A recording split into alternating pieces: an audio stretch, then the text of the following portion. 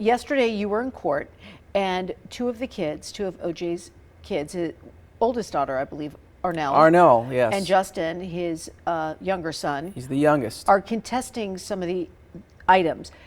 Two of the kids are saying it's their personal property. So what happened in court? Well, the judge has basically told us yesterday that certain items that they're making claims to, if we don't get it resolved, she's going to basically hold a mini trial. We call them evidentiary hearings, but they're essentially trials. And after that trial, she will say, this either belongs to the kids or this belongs to the estate, doesn't belong to the kids. So that's really that's why we're here, and that's why we were in court the last two times. And so what are some of the items that the kids say they want, that they feel is their personal property? The biggest one is the piano. There is a Yamaha Conservatory C5 grand piano. This is a concert level, professional level piano. And the wildest part about this will be, unless we can come to an agreement, this will be the second time that this piano has been litigated in a major way. Back when OJ had the civil trial, just for history for your audience, in 1994, OJ Simpson picked up a murder case. It's a very famous case. Some of the younger generation needs to be caught up with it. Mm-hmm. But then he beat that case. In 95, he beat that case. Then there was a civil case brought against him for wrongful death. He got nailed on that case for about $30-something million. Now there was a collection effort. What are we going to get? So after that, and this is in the late 90s. So one of the things that was in dispute was a piano that was in OJ's home, his mansion at the time. OJ said, that's not my piano, that belongs to my mother. And the creditors at the time, led by Fred Goldman, said, no, that's yours, we want it, and we want to sell it to satisfy our judgment. Well, there was a trial, just like what we're about to head to now. And guess what? The judge sided with OJ on that one and said, yes, it was your mother's. He brought some witnesses in to say that, look, this was a beautiful piano that he bought for his mother, didn't fit in her home, so he had it over in his home, so when she came by, she'd play some music. And so OJ won that one this time. And this time, Arnell is claiming that her grandmother, OJ's mother now, gave that to her. At least that's the way I understand the pleadings. And now we're going to have a second trial on that. Now, she's only saying that after I had a professional piano moving service move it out of the house. She saw that. And it's being stored in a specially climate-controlled storage unit that's way more expensive than a regular storage unit. But the judge wants to hear her out on that. Some other things involve family photos that the judge is very sympathetic towards. And then another one is another type of some ceramics, just personal items that are kind of almost negligible, but they're still staking their claim to them. So we're going to have to either come to a resolution, or the judge will say, I will get to decide whether it's yours or the estate's. Do you have an idea of the net worth, so to speak, of the estate of O.J. Simpson? Right now it's undetermined. The net worth will depend on what this auction brings in. Right now, I think these items, what we have listed, because we had to take down items. So we put a bunch of items up, and then at the last hearing, the judge had concerns. We took some items down. At this hearing this last Thursday, there were still concerns, so a couple of other things came down. But right now, I think that we're at about $150,000 to $170,000 for the bids for all the items. And I would hope that would double or triple by the end of the auction tomorrow. So we have that. Then we have bank accounts that were at this point minimal, maybe $20,000 combined for his bank accounts.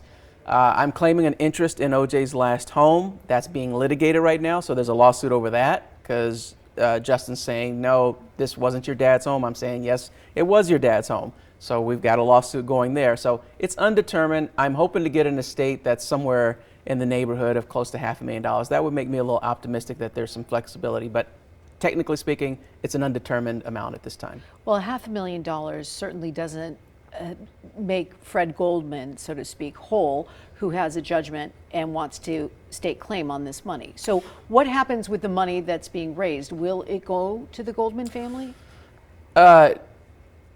That's a great question. It really is. It's a complicated question because the law says that there are certain types of creditors that have to be paid first. Mm-hmm.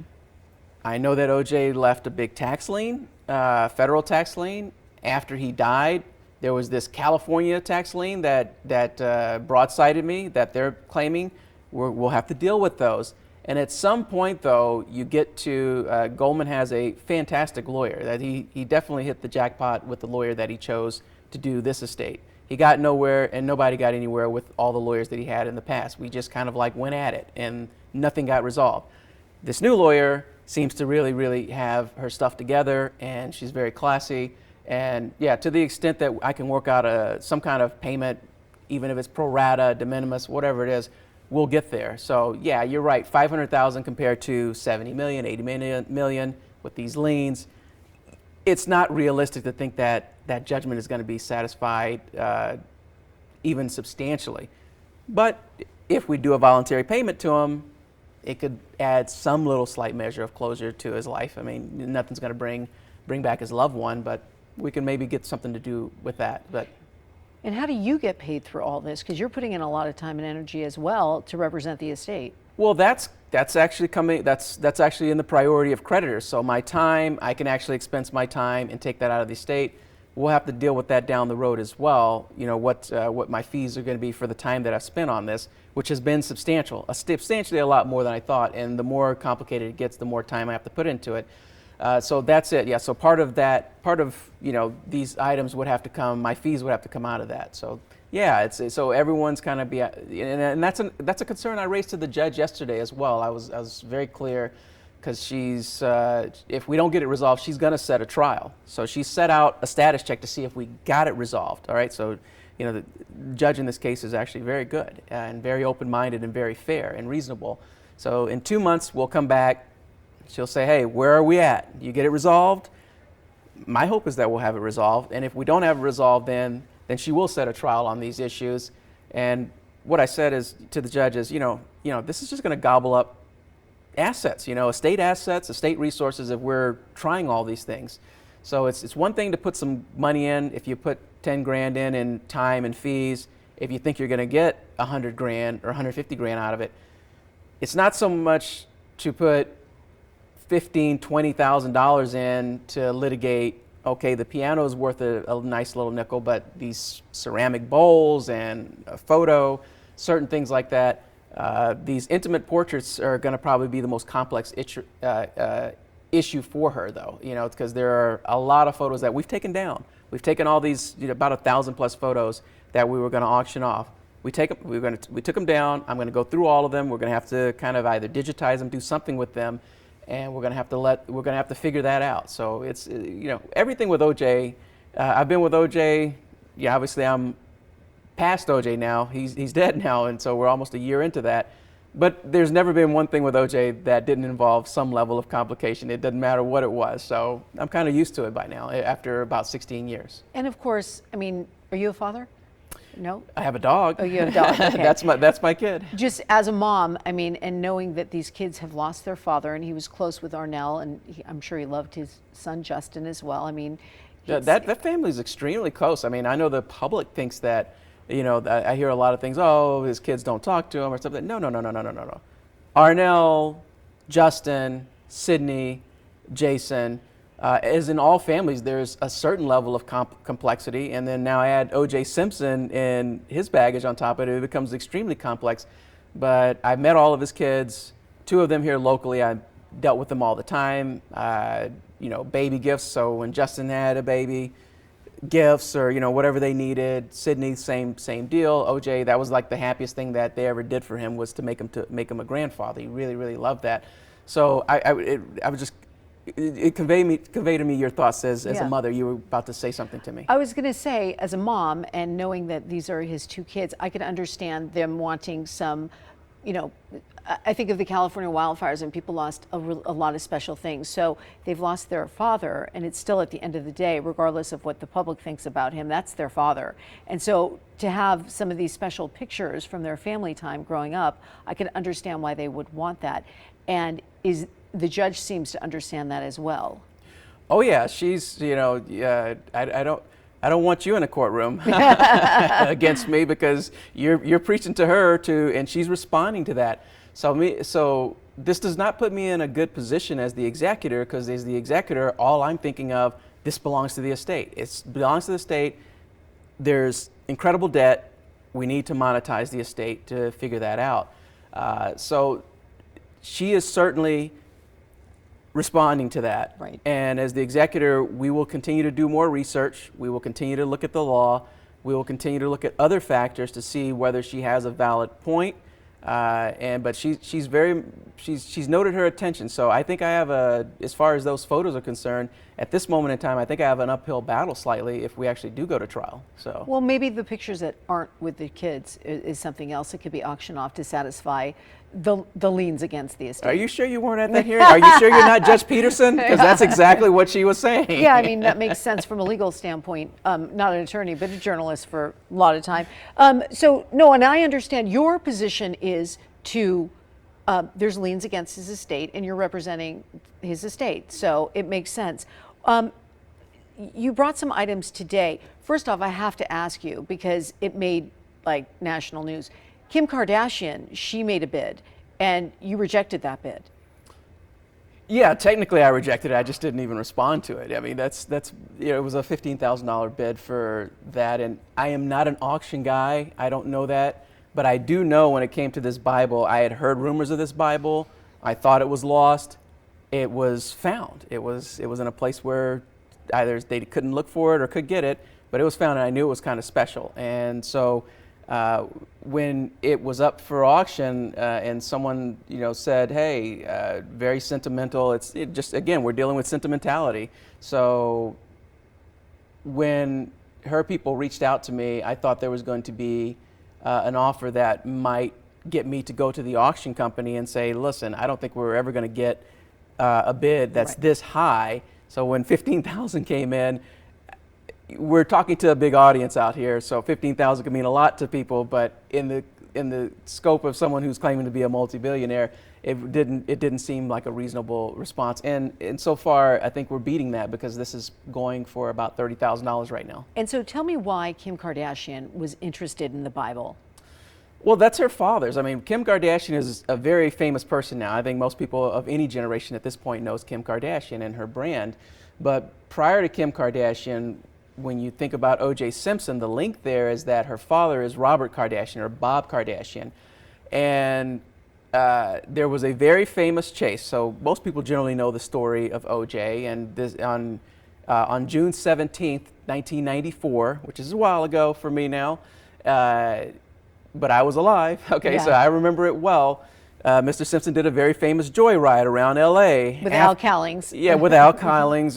This is after he knew he had picked up his murder case, right? So, and then, people, I was watching from Texas. I was a Texas native at the time, and it was very, very famous. So he finally decides to give up, and then the next day on this inscriptions inside of it, Robert Kardashian, this is his Bible. It has his name engraved on it. He wrote O.J. a very heartfelt letter and basically said, O.J., God has more for you. And you know what? It almost brings me to tears. And I never met this man, Bob Kardashian, and he's passed away since. But that's like a real friend. That was a real friend reaching out to him in a real significant way at a really bad time in his life. And so that's the significance of it. And now, of course, his daughters weren't famous at the time. They were all there, or maybe there's 4 or 5. Kim's the famous, but there's other Kardashian daughters out there. And so she wants it now. I hope she wins it. It's out of my hands at this point. So I presume, I don't know who's bidding on these items. I presume she is if she's interested.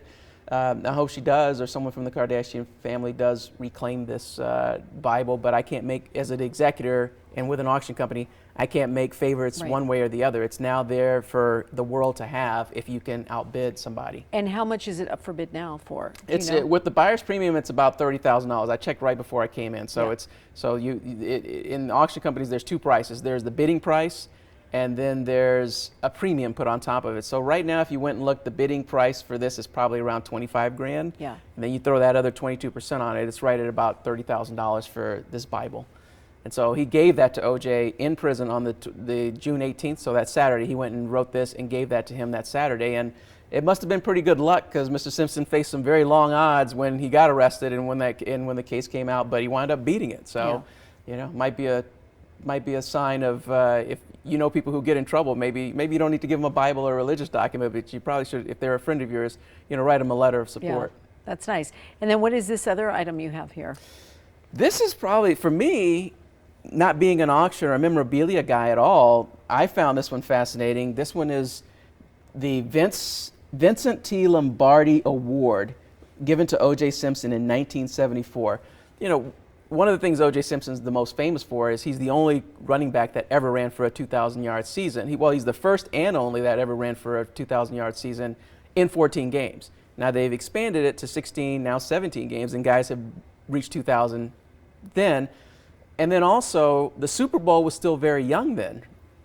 Now the Super Bowl trophy is called the Lombardi Trophy. Right. But back then, right here, it's just basically you would give a Lombardi Award out for someone who did something singularly unique. And that's what this engraving says here, is that it's basically in recognition for an achievement never seen in football before, and that was his 2,003-yard season. And I found this very cool. It's not, I guess it's silver or something. It's some fancy material, and it's kind of over the 50 years, a little tarnished. So whoever buys it, they can either leave it in this state or they can polish it back up. I just found it pretty cool. And this one's listing, without the buyer's premium, it's listing for $5,000 right now. So right now it's probably a little over $6,000 total if you wanted to buy it. I think it's very cool. I'm sure that's worth more than that, like I just think for so. history. I think with it's football. undervalued, and that's the thing about O.J. Simpson's name, whether you like him, don't like him, whether you see him as notorious, an anti-hero, whatever it is, O.J.'s name's going to last for a long time to come just because of what he was tied to. He's tied to the most iconic sport in this country, football, and he's tied to the most iconic criminal trial in this country, you know, and so his name may go into next century. So these are probably investments, you know, people, I guess, who have a good eye for this stuff just see these as investments. Even his USC student card right there that you see over there, that one is probably with the buyer's premium at $3,000 right now. And Yeah. that's just, so it's just kind of like, I think people who really know this area know that these are investments that they're doing and are responding to that, because if it was me, it might be a pretty cheap auction if people like me were bidding on it, but people are really into fame, celebrity, sporting icons, football, you name it. So the auction is speaking for itself right now. Well, he's an infamous person in history. And so I think that is the interest. And, you know, prior to the murder case, there was O.J. Simpson, the star. And so some of these, you know, obviously represent that. In terms of, are you surprised by the amount so far of bids, or were you hoping for a better turnout? How do you feel about the turnout so far for the auction? I'm floored with how much interest there's been in it. I wasn't expecting it to be even where it's at right now. That's great. So I wasn't. And again, it's really just the job as the executor just to get this stuff auctioned off. It's not necessarily to hope for anything. Now that I kind of see where it's at, I'm kind of like, well, maybe we can go here. But the notoriety, so yes, you have good guy OJ, his USC card, the unlimited potential that he did achieve in the sporting and the entertainment world. And you have another reflection of that, but I think the Bible is also significant because you did talk about infamy. He had to be very famous before he became infamous, right? Because if you just go to Clark County right here downtown, there's a bunch of murder trials going on and a bunch of people in, but they're not O.J. Simpson, okay? No. They're not famous.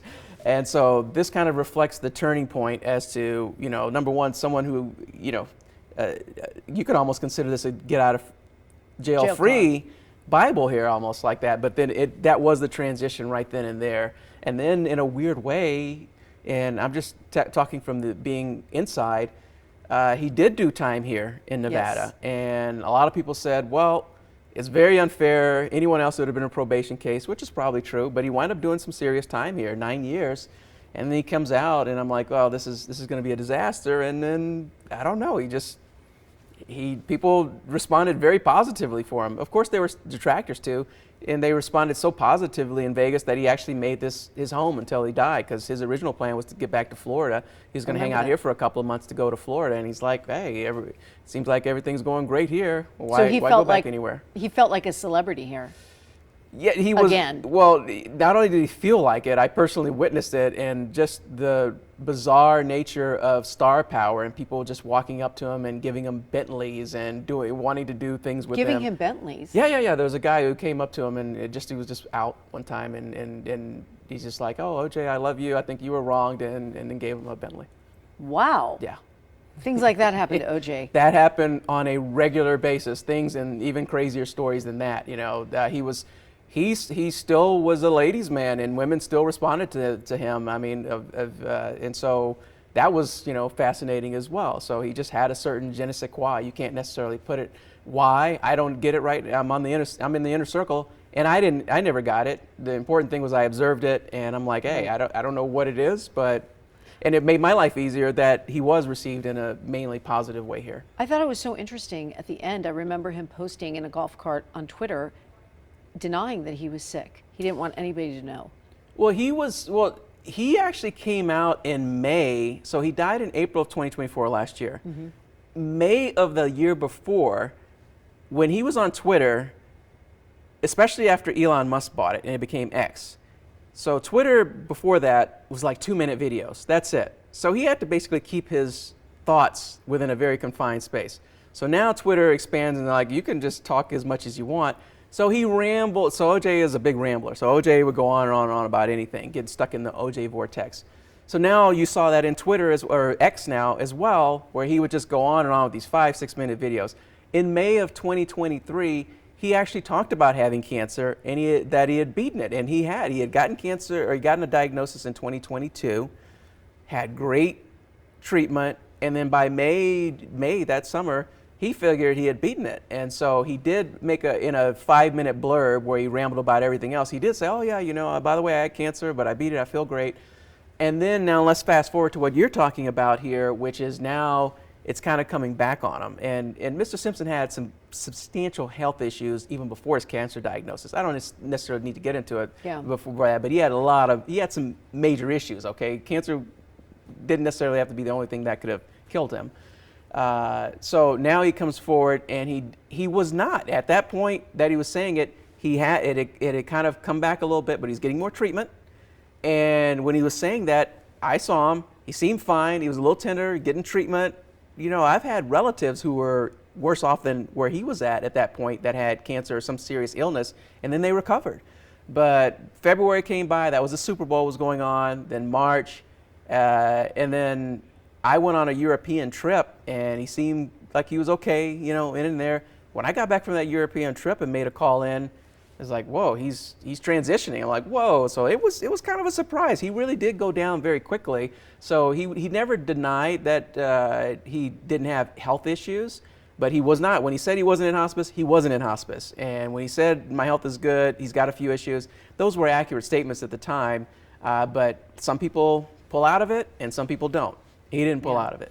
How old was he ultimately? 76 when he 76. passed. Yeah. He was, And what do you think he would want to see with all this? I know this is going to sound a little wild because OJ, you don't equate OJ with this, but OJ would want the law followed. Anytime I dealt with OJ and dealt with issues, he's like, hey, do what you can, but ultimately he's going to follow the law. If through his time when dealing with these judgment collections, if the judge said turn it over, he turned it over. If the judge said you don't have to turn it over, he didn't turn it over. So he was a big believer in law and order. Sounds weird, but he was. He was a big believer in respecting jury verdicts.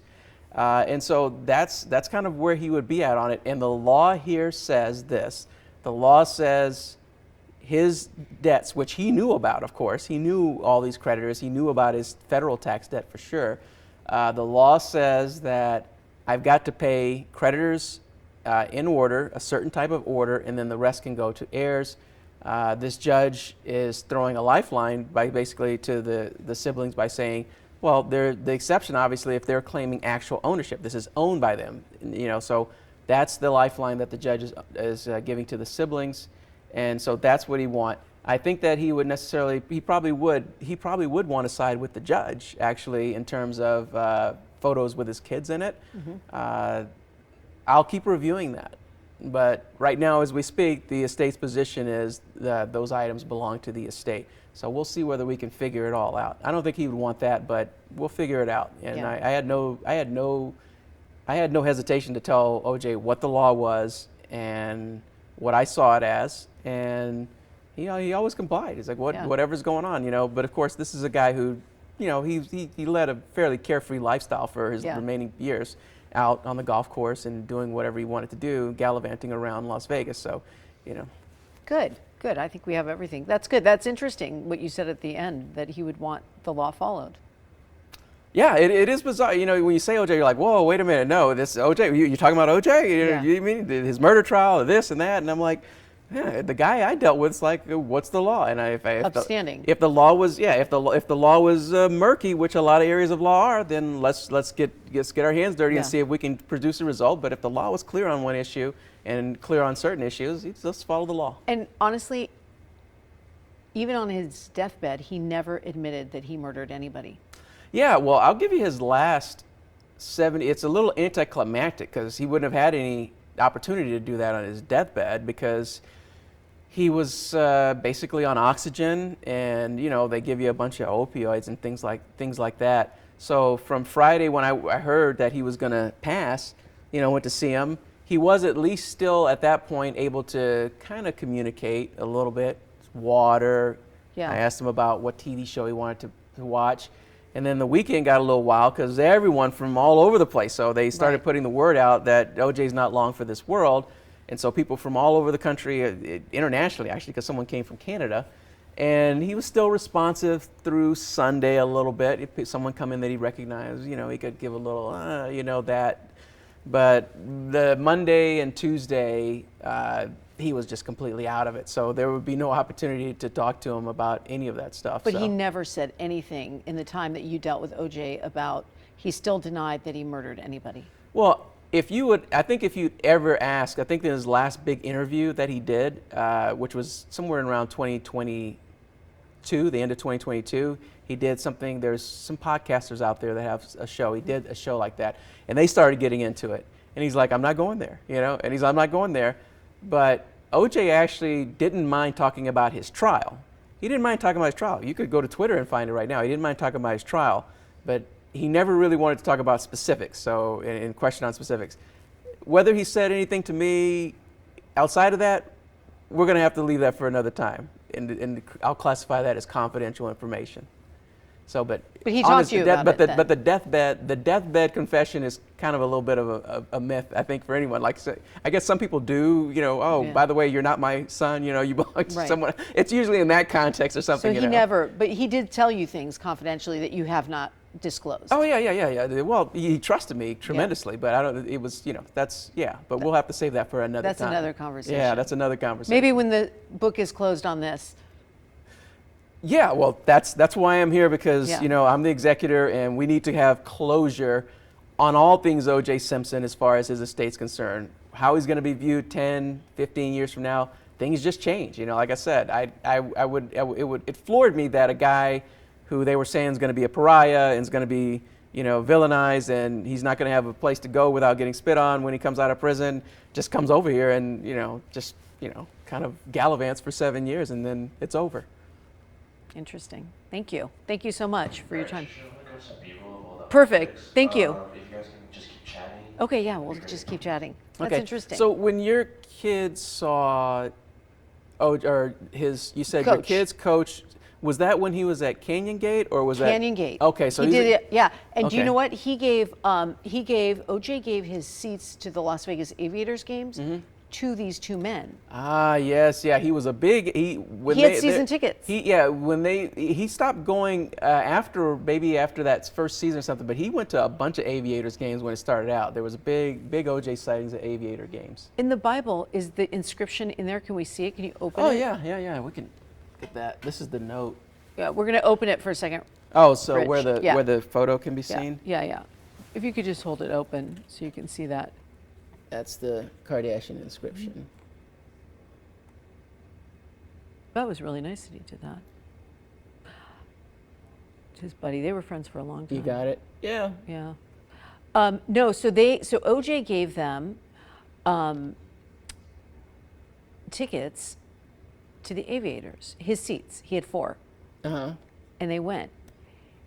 Well, that's awesome. And they said that the people next to them were like looking at them like, oh, you're friends with OJ. And like he said they kind of like snubbed him a little bit. And these were people that He goes, I don't know if that's why OJ gave him to us because he just got tired of the people in the section that he was sitting with. He Well, said, but he always had that. I mean, listen, it wasn't like everyone in town loved OJ. they loved him though, and but- he did a lot, like sign stuff, and Bill would talk to them all the time. Arnell was living there. He said she was great. Yeah. Arnell really took good care of him whenever she was able to be in town. So everywhere that Yeah. OJ, I think he knew how to boil water, and I think he So she I think took he went care to of her daddy. when he went to prison. He finally learned how to use a microwave oven. So that's when he learned to use. That's about his cooking skills is Yeah. boiling water in microwave oven. Yeah, so he could. Oh, let me. If he's doing. Yeah, the Lombardi. There we go. This is a great trophy or bowl. Yeah, it's Silver. my favorite one. Being a non-memorabilia guy, to me, this is famous because it really is unique. I would think this would appreciate over time. I would think so too. I mean, I have an app, and you literally can just go on the app, and this Golden Auctions is a big auction company. They're really set up. Did you broker the deal with them? Yes, yeah. My lawyer, my newest lawyers finally got a hold of them. I kind of How wanted many to use them. lawyers do you have in your firm? Do you have several? Well, no. I'm using an independent law firm. So my Oh. probate lawyers, it's a very specialized area of law that I don't know anything about. It's almost like not being a lawyer to be part of. So technically, what is your practice? I'm just a civil practicing lawyer. I do Okay. some criminal, but I do a lot of civil, personal injury, things Yeah. like that, private Okay. clients like OJ. And so which one do you want to know the price to? I just like what's Lombardi trophy Okay, at? yeah. And so when you go on Golden Auctions, we had such a crazy day yesterday. I would have been able It's to. still at do more research. 5,000, so Okay. you can see with the buyer's premium, it's going to be $6,100. So whoever's going, if this where it stays, which it won't, it'll be $6,100. And then if you go So to you just go on Golden Auctions, and I'm going to look. yeah, them up you'll see the before I- same thing that's on my app. I have a little more information because I'm the actual seller. Oh, okay. I can't bid on it because I'm the seller, so they don't let you do that, and the court would. How many total items are on there? That's a good question. From OJ, That there's you've put lots. on They there? go by lots. So one lot may have multiple auctions. So each one of these are independent. So this is an independent lot, independent lot, independent lot. But like he has clothing there, so he may have, and then there may be photos. So there may be 10 photos that constitute one lot.